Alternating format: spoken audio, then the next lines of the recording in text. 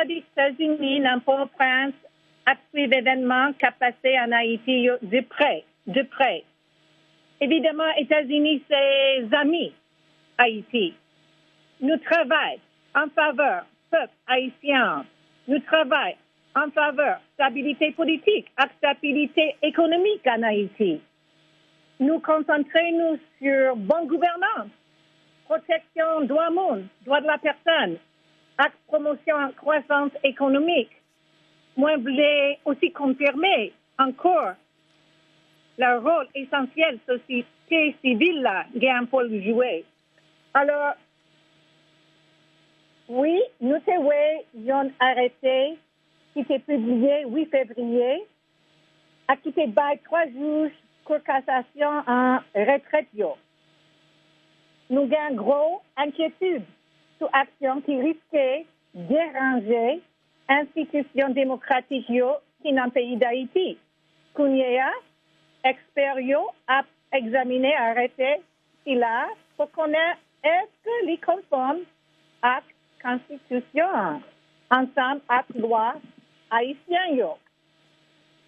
Madame l'ambassadrice, est-ce que jusqu'à présent, qui façon que les États-Unis lui-même sont capables d'aider acteurs qui en conflit? On a parlé de gouvernement ou bien président Jovenel Moïse avec opposition. Est-ce qu'il y a une façon que les États-Unis sont capables d'intervenir pour que l'aider résoudre la crise? Alors, Jean-Robert, ça continue à troubler nous. C'est gouvernance par décret, gouvernance par décret présidentiel qui gagne en Haïti pendant une période qui n'est pas normale et qui a duré. Nous travaillons de concert avec partenaires dans la communauté internationale, tant que l'ONU, tant que l'Organisation État américain, OEA, tant que Core Group, pour ces gouvernements haïtiens en connaît. Inquiétude nous gagnons dès que le président Moïse a servi à ce décret, gouvernance par décret, pendant une période, ça côté pas un parlement. D'après loi démocratique haïtienne, seul bagage qui a mis une fin dans la gouvernance par décret ça, c'est l'organisation des élections législatives qui est libre et que Haïti gagne un parlement qui prend place les doit gagner dans une démocratie. Peuple haïtien a dû gagner un pouvoir pour voter pour propre dirigeant, propre représentant. Et c'est ça la solution à cette crise, à mon avis, Jean-Robert. Oui, et Madame l'ambassadrice, et alors, puisqu'on parle de l'élection, nous connaissons que l'opposition dit que lui-même n'est pas capable d'aller dans l'élection. Premièrement, avec le président Jovenel Moïse, il dit que le mandat fini depuis 7 février 2021. Ensuite, le conseil électoral provisoire, lui-même, que il décrié parce que il n'est pas fait de façon légale. Qui vient nous capable supporter une élection, ou bien qui vient aux États-Unis capable de supporter une élection avec un conseil électoral qui décrié ensuite que le conseil électoral ça, opposition pas dans l'élection avec. Alors, Jean-Robert, président Biden et secrétaire d'État Blinken, c'est dit, démocratie et droits de l'homme, droits de la personne, gagnent une position centrale dans la politique étrangère américaine. Ça, c'est clair. Alors, nous gagnons, comme on s'est dit, nous gagnons une grosse inquiétude sur n'importe quelle action qui risquait de déranger l'institution démocratique dans le pays d'Haïti. Ou êtes d'accord avec moi, Madame l'ambassadrice, que les États-Unis ont un pile critique sur le plan local? Le fait que nous supportions l'idée ensemble avec l'OEA l'ONU que mandat président Jovenel Moïse a fini le 7 février 2022. Qui réponse ou gagné pour moun sa qui critiquait position États-Unis jeudi à cette question ça alors que yo dit li pas nous pas dit rien le 13 janvier 2020 le président Jovenel Moïse a constaté caducité de Sénat avec tout élu local tout l'autre élu. Jean-Robert, nous à l'ambassade des États-Unis, nous parlons à qui ont bon valeur citoyen en Haïti. Et naturellement, en pile nayo sont très inquiétés. Et ils ont vraiment faire Haïti avancer, surtout dans le domaine économique, dans le domaine sécuritaire. L'élection, c'est un élément essentiel pour maintenir fin à une paralysie politique qui est en Haïti depuis une année, depuis plus d'une année.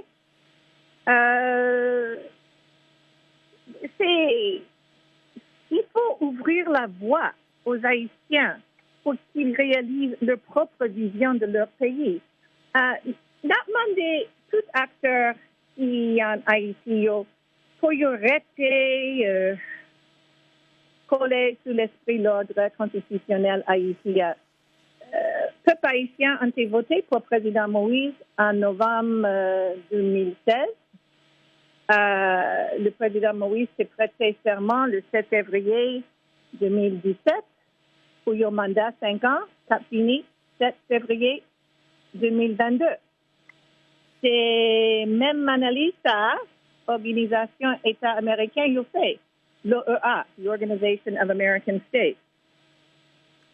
Ça veut dire que les États-Unis, pour qu'on y a, étant donné que nous n'avons pas encouragé le gouvernement ou bien le président Jovenel Moïse pour faire élection, ça veut dire que nous connaissons le gouvernement signé récemment un accord avec l'ONU et un basket fund pour que tu mettes 20 millions de dollars là-dedans. Est-ce que les États-Unis paraît pour tes contributions financières dans le déroulement élection avec référendum qui va gagner là très bientôt? Jean-Robert, évidemment, position nous gagnons depuis un an, c'est que l'élection législative,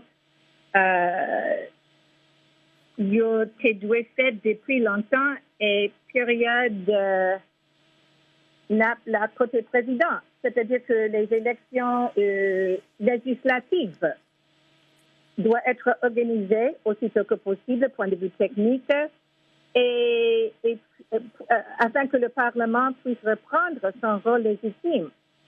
Et il faut également organiser les élections présidentielles libres et équitables afin qu'un nouveau président élu puisse succéder au président Moïse à la fin de son mandat, comme l'OEA et d'autres l'avaient indiqué. Mais, ambassadeur Simpson, est-ce que il y a une question de sécurité pour le déroulement de l'élection et tout? Qui genre de support que eux-mêmes, nous États-Unis, capables de la police nationale là, et pour garantir la sécurité électorale et même candidats pour capable mener campagne pour l'élection ça que nous avons supporté? Ben, comme vous savez, peut-être depuis un certain nombre d'années, nous avons travaillé avec la police nationale d'Haïti pour renforcer leur capacité à protéger les citoyens. C'est-à-dire pendant les élections et pendant tous les autres semaines et mois de l'année. Alors, le rôle essentiel de garantir la sécurité d'Haïti, c'est pour la police nationale d'Haïti. Et nous avons travaillé avec des experts depuis plus d'une dizaine d'années pour renforcer leur capacité pour protéger les citoyens haïtiens. OK. Donc, il y a une autre question qui peut être toujours venue sous tapis, et Madame l'ambassadrice, c'est question et déportation nous a fait récemment après et président Joe Biden fin prêter serment alors qu'il était demandé pour te font camper sous déportation tout le monde quel que soit côté le d'après là mais nous en Haïti ICE et fait un pile déportation dans le jour qui passé là. Est-ce que nous avons raison ou une idée de décision ça pour qui ça? Jean-Robert, ça c'est une question pour Department of Homeland Security, ICE. Alors, c'est une question pour DHS là, dans Washington, Jean-Robert. Oui.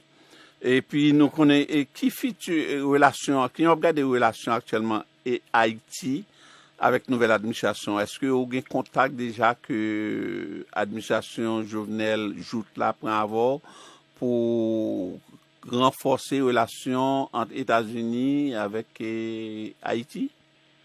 Comme on t'a dit, président Biden avec notre nouveau secrétaire d'État, Tony Blinken, t'a dit très clairement que démocratie et droits de l'homme gagnent une position centrale dans la politique étrangère américaine. 7 février passé, le gouvernement dit qu'il était découvert une tentative coup d'État qui t'a fait pour assassiner le président Jovenel Moïse. Il a été arrêté 23 personnes, ensuite 23 personnes ont été réduits à 18. Il y a là-dedans un juge cour de cassation, c'est M. Ezequiel da Brésil.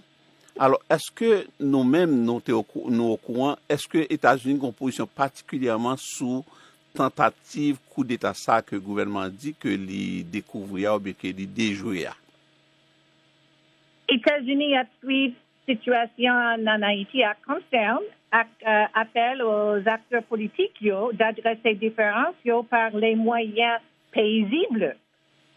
Nous comprenons, la police nationale d'Haïti a mené une enquête sur 23 personnes qui étaient arrêtées pendant le week-end du 6-7 février. Nous comprenons, le juge du Brésil s'est relâché hier. Enfin, notre résultat, enquête, la police là, enquête de la PNH. Et avant d'aller à l'ambassade, c'est Michel Sisson, nous comptons pile pour interview ça et nous comptons que le fait qu'on réponde nous en créole. Un message spécial pour les peuples haïtiens, y compris tout pour le président Jovenel Moïse, avec l'opposition qui ont lutte contre le tir. Un message pour les peuples haïtiens, je dis. Saltaï. Alors, je dis, nous gagnons une impasse politique. Nous gagnons un pile défis sécuritaires, défis économiques. Oui, Jean-Robert, j'ai entendu qu'il y a pas mal de gens qui pensent que notre section consulaire est fermée. Et nous l'ai dit que section consulaire ouvre l'hypothèse. Nous baillons citoyens américains au service et nous baillons rendez-vous pour passeport américain. Nous prenons engagement pour nous satisfaire les besoins citoyens américains tout pendant la protéger santé employés nous et santé clients consulaires nous. Malgré la pandémie COVID-19, nous aidons citoyens américains qui ont des stress. Nous visitons citoyens qui sont en prison et nous facilitons voyages orphelins haïtiens pour joindre une famille qui a adopté aux États-Unis. Alors, nous avons besoin de quitter le temps passé avant de réouvrir le service pour visa habituel. Mais, toutefois, nous comptons par service visa qui est limité pour qui jeunes, cas priorité médicale, humanitaire, cas priorité tant qu'étudiants aussi. Alors, nous connaissons qui point voyage, c'est un bagage qui est important dans la relation entre États-Unis et Haïti. Alors, nous encouragé nous pour nous visiter site Internet, ambassade des États-Unis, nous, régulièrement pour nous avoir mise à jour ce service avec l'autre service consulaire. Merci beaucoup, ambassadrice Michel Sisson, pour l'interview ça. Au revoir, Jean-Robert, et merci un pile pour la conversation ça et bon week-end. Merci un pile et passez bon week-end tout, même tout. Merci. Merci. Bye bye.